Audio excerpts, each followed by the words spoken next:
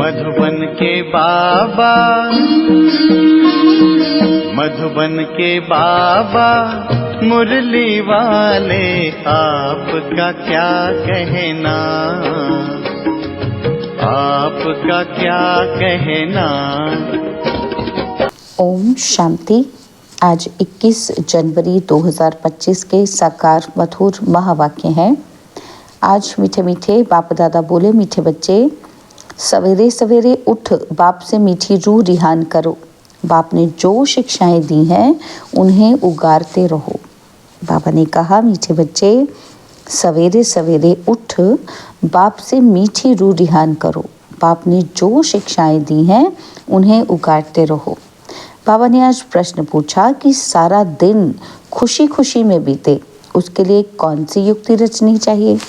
तो उत्तर में बाबा ने समझाया कि रोज अमृत वेले उठकर ज्ञान की बातों में रमण करो, अपने आप से बातें करो, सारे ड्रामा के आदि मध्य अंत का सिमरन करो, बाप को याद करो, तो सारा दिन खुशी में बीतेगा। स्टूडेंट अपनी पढ़ाई की रिहर्सल करते हैं और तुम बच्चे भी अपनी रिहर्सल करो। मुरली का गीत है, आज अंधेरे में है इंसान। ओम शांति। मीठे मीठे सिकिलदे बच्चों ने गीत सुना। तुम भगवान के बच्चे हो ना, तुम जानते हो कि भगवान हमको राह दिखा रहे हैं। वह पुकारते रहते हैं कि हम अंधेरे में हैं, क्योंकि भक्ति मार्ग है ही अंधियारा मार्ग। भक्त कहते हैं, हम तुमसे मिलने के लिए भटक रहे हैं। कब तक तीर्थों पर, कब कहाँ दान पुण्य करते, मंत्र जपते हैं, अनेक प्रकार के मंत्र देते हैं, फिर भी कोई समझते थोड़े हैं कि हम अंधेरे में हैं। सोच रहा क्या चीज़ है, कुछ भी समझते ही नहीं, क्योंकि अंधियारे में है। अभी तुम तो अंधियारे में नहीं हो, तुम वृक्ष में पहले पहले आते हो, नई दुनिया में जाकर राज्य करते हो और फिर सीढ़ी उतरते हो। इसके बीच में इस्लामी, बौद्धी, क्रिश्चियन आते हैं। अब बाप फिर सैपलिंग लगा रहे हैं, क्योंकि सवेरे उठकर ऐसे ज्ञान की बातों में रमण करना चाहिए। कितना ये वंडरफुल नाटक है। इस ड्रामा के फिल्म रील की ड्यूरेशन है 5000 वर्ष। सत्युग की आयु इतनी, त्रेता की आयु इतनी, और बाबा में भी ये सारा ज्ञान है ना, तो दुनिया में और कोई नहीं जानते। तो बच्चों को सवेरे उठ एक तो बाप को याद करना है और ज्ञान का सिमरन करना है खुशी में।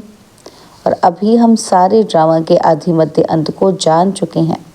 बाप कहते हैं कल्प की आयु ही 5000 वर्ष है, मनुष्य कह देते लाखों वर्ष। कितना वंडरफुल नाटक है।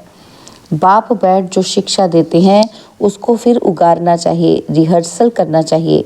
स्टूडेंट पढ़ाई की रिहर्सल करते हैं ना। तुम मीठे मीठे बच्चे सारे ड्रामा को जान गए हो। बाबा ने कितना सहज रीति बताया है कि यह अनादि अविनाशी ड्रामा है, इसमें जीतते हैं और फिर हारते हैं। अब चक्र पूरा हुआ, हमको अब घर जाना है। बाप का फरमान मिला है, मुझ बाप को याद करो। यह ड्रामा की नॉलेज एक ही बाप देते हैं। नाटक कभी लाखों वर्ष का थोड़ी होता है, कोई को याद भी ना रहे। 5000 वर्ष का चक्र है जो सारा तुम्हारी बुद्धि में है।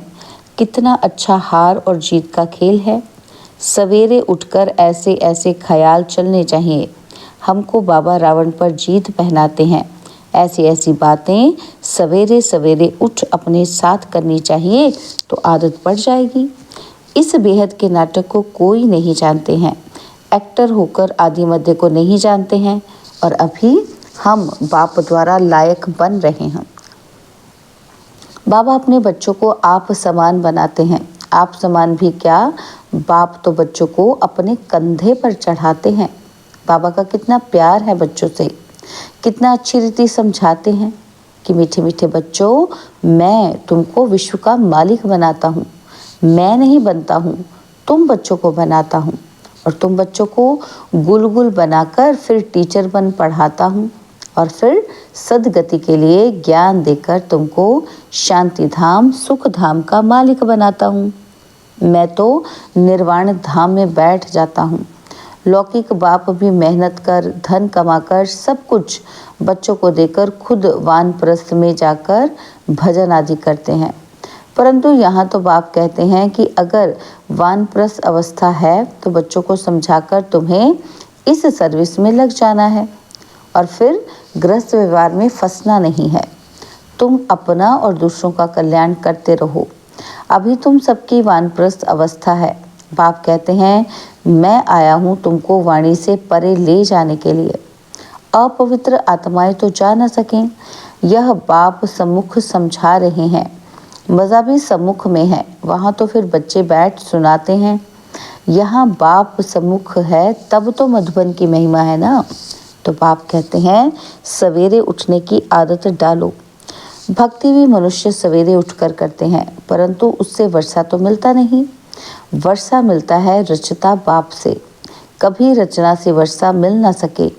इसलिए कहते हैं कि हम रचता और रचना के आदि मध्य अंत को नहीं जानते हैं। अगर वह जानते होते तो वह परंपरा चला आता। बच्चों को भी ये समझाना है कि हम कितने श्रेष्ठ धर्म वाले थे और फिर कैसे धर्म भ्रष्ट कर्म भ्रष्ट बने हैं। माया गोदरेज का ताला बुद्धि को लगा देती है, इसलिए भगवान को कहते हैं कि आप बुद्धिवानों की बुद्धि हो, इनकी बुद्धि का ताला खोलो। अब तो बाप सम्मुख समझा रहे हैं मैं ज्ञान का सागर हूँ, तुमको इन द्वारा समझाता हूँ। कौन सा ज्ञान? यह सृष्टि चक्र के आदि मध्य अंत का ज्ञान जो कोई भी मनुष्य दे ना सके। बाप कहते हैं सत्संग आदि में जाने से फिर भी स्कूल में पढ़ना अच्छा है। पढ़ाई सोर्स ऑफ इनकम है, सत्संगों में मिलता कुछ नहीं। दान पुण्य करो, यह करो, भेंटा रखो, खर्चा ही खर्चा है। पैसे भी रखो, माथा भी टेको, टिप्पण ही घिस जाती। तो अभी तुम बच्चों को जो ज्ञान मिल रहा है उसको सिमरन करने की आदत डालो और दूसरों को भी समझाना है। बाप कहते हैं अब तुम्हारी आत्मा पर बृहस्पति की दशा है। वृक्षपति भगवान तुमको पढ़ा रहे हैं, तुमको कितनी खुशी होनी चाहिए। भगवान पढ़ाकर हमको भगवान भगवती बनाते हैं। ओहो, ऐसे बाप को जितना याद करेंगे तो विकर्म विनाश होंगे। ऐसे ऐसे विचार सागर मंथन करने की आदत डालनी चाहिए। दादा हमको इस बाप द्वारा वर्षा दे रहे हैं। खुद कहते हैं कि मैं इस रथ का आधार लेता हूँ। तुमको ज्ञान मिल रहा है ना, तो ज्ञान गंगाएं ज्ञान सुनाकर पवित्र बनाती हैं कि गंगा का पानी। बाबा कहते कौन पवित्र बनाएगा? ज्ञान सुनकर पवित्र बनोगे कि गंगा के पानी से? अब बाप कहते हैं बच्चे तुम भारत की सच्ची सच्ची सेवा करते हो। वह सोशल वर्कर्स तो हद की सेवा करते हैं। ये है रूहानी सच्ची सेवा। भगवानुवाच बाप समझाते हैं भगवान पुनर्जन्म रहित है। श्री कृष्ण तो पूरे 84 जन्म लेते हैं, उनका गीता में नाम लगा दिया है। नारायण का क्यों नहीं लगाते हैं? ये भी किसी को पता नहीं कि श्री कृष्ण ही श्री नारायण बनते हैं। श्री कृष्ण प्रिंस था और फिर राधे से स्वयंवर हुआ। अब तुम बच्चों को ज्ञान मिला है, समझते हो शिव बाबा हमको पढ़ाते हैं। वह बाबा भी है, टीचर सतगुरु भी है, सदगति देते हैं। ऊंच ते ऊंच भगवान शिव ही है। वह कहते हैं मेरी निंदा करने वाले ऊंच ठौर पा नहीं सकते। बच्चे अगर नहीं पढ़ते हैं तो मास्टर की इज्जत जाती है। बाप कहते हैं तुम मेरी इज्जत नहीं गंवाना, पढ़ते रहो। एम ऑब्जेक्ट तो सामने खड़ी है और वह फिर गुरु लोग अपने लिए कह देते हैं कि जिस कारण मनुष्य डर जाते हैं, समझते हैं कोई श्राप न मिल जाए। गुरु से मिला हुआ मंत्र ही सुनाते रहते हैं। सन्यासियों से पूछा जाता है कि तुमने घर बार कैसे छोड़ा? कहते हैं व्यर्थ बातें मत पूछो, ये व्यर्थ बातें मत पूछो। अरे क्यों नहीं बताते हो? हमको क्या पता कि तुम कौन? श्रूड बुद्धि वाले ऐसी बातें करते हैं। अज्ञान काल में कोई कोई को नशा रहता है। स्वामी रामतीर्थ का अनन्य शिष्य स्वामी नारायण था। उनकी किताब आदि बाबा की पढ़ी हुई है। बाबा को ये सब पढ़ने का शौक रहता था। छोटेपन में वैराग्य आता था और फिर एक बार बाइस्कोप देखा, बस वृत्ति खराब हुई, साधु बना बदल गया। तो अब बाप समझाते हैं कि वह सब गुरु आदि हैं भक्ति मार्ग के। सर्व का सदगति दाता तो एक ही है, सबको, जिसको सब याद करते हैं, गाते भी हैं कि मेरा तो एक गिरधर गोपाल, दूसरा न कोई। गिरधर श्री कृष्ण को कहते हैं। वास्तव में गाली यह ब्रह्मा खाते हैं। श्री कृष्ण की आत्मा जब अंत में गांव का छोरा तमोप्रधान है तब गाली खाई है। असल में तो यही श्री कृष्ण की आत्मा है ना, गांव में पला हुआ है। रास्ते चलते ब्राह्मण फंस गया, अर्थात बाबा ने प्रवेश किया, कितनी गाली खाई, अमेरिका तक आवाज़ चला गया। वंडरफुल ड्रामा है। अभी तुम जानते हो तो खुशी होती है। अब बाप समझाते हैं कि ये चक्र कैसे फिरता है। हम कैसे ब्राह्मण थे, फिर देवता, कुछ क्षत्रिय बने। ये 84 का चक्र है। ये सारा स्मृति में रखना है। रचता और रचना के आदि मध्य अंत को जानना है। जो कोई नहीं जानते हैं, बाबा कहते जो नहीं जानते उसी को तुम बच्चों को जानना है। तुम बच्चे समझते हो कि हम विश्व का मालिक बनते हैं, इसमें कोई तकलीफ तो नहीं। ऐसे थोड़े ही कहते कि आसन आदि लगाओ। हठ योग ऐसे सिखलाते हैं, बात मत पूछो। कोई की ब्रेन ही खराब हो जाती है। बाप कितनी सहज कमाई कराते हैं। यह है 21 जन्मों के लिए सच्ची कमाई। तुम्हारी हथेली पर बहिश्त है। बाप बच्चों के लिए स्वर्ग की सौगात लाते हैं, ऐसे और कोई मनुष्य कह न सके। बाप ही कहते हैं और इनकी आत्मा भी सुनती है। तो बच्चों को सवेरे उठ ऐसे ऐसे विचार करने चाहिए। भक्त लोग भी सवेरे गुप्त माला फेरते हैं, उनको गौमुख कहते हैं। उसमें अंदर हाथ डाल माला फेरते हैं, राम राम जैसे कि बाजा बजता है।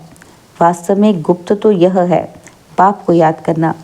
अजपा जाप इसको कहा जाता है। खुशी रहती है कि कितना वंडरफुल ड्रामा है। यह बेहद का नाटक है जो सिवाय तुम्हारे और कोई की बुद्धि में नहीं है। तुम्हारे में भी नंबरवार पुरुषार्थ अनुसार है बहुत इजी।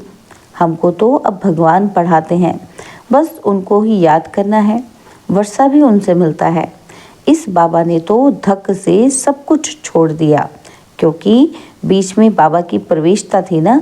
सब कुछ इन माताओं के अर्पण कर दिया। बाप ने कहा इतनी बड़ी स्थापना करनी है, सब इस सेवा में लगा दो।